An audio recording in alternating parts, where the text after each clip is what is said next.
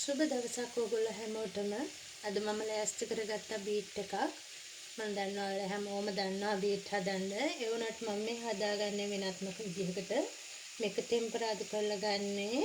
තෙලෙන්ම හොඳටම හින්දෙන්ද හිමිහිට උයා ගන්නවා. වතුර චුට්ටක්වත් කලවම් කරගන්න නැතුව. ඉතින් මේ විදිහට හදාගත්තාම හරිම රසයි. කිරි දාලා හැමදාම කන විදිහට නෙවෙයි වෙනස්ම විදිහකට අපිට මේව හදලා කන්න පුළුවන්. ඉතින් අපි බලමු කොහොමද මේක හදන්නේ කියලා.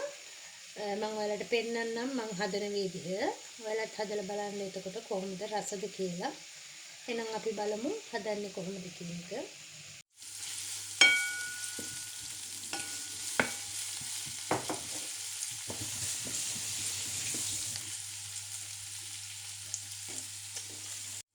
දැන් ලුණු ටික බැදීගෙන ඉන්නේ. මම මේ බීට් ටික මේකට එකතු කරනවා.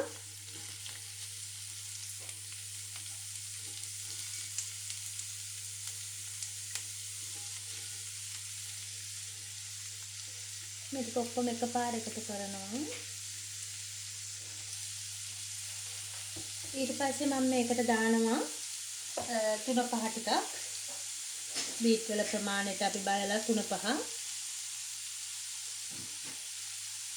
තේන්දි එකමාරක් විතර මම සූදුරු කුඩු ටිකකුත් එකතු කරනවා මේ විදිහටම. මිරිස් කුඩු ටිකක්.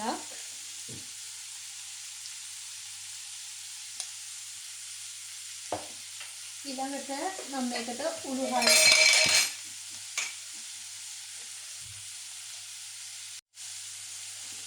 උළුහල් ටිකකුත් දාගන්නවා. දාලා හොඳට කලවම් කරලා ඊට පස්සේ මේක හිමීට උයා ගන්නවා. වතුර මුකුත් කලවම් කරන්නේ නැහැ මේකට.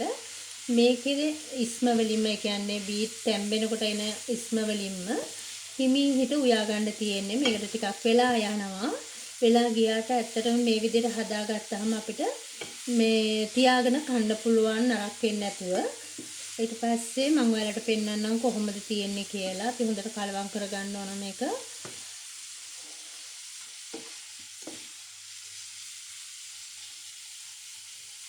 මේ තියෙන්නේ මම ලෑස්ති කරගත්තු බීට් එක.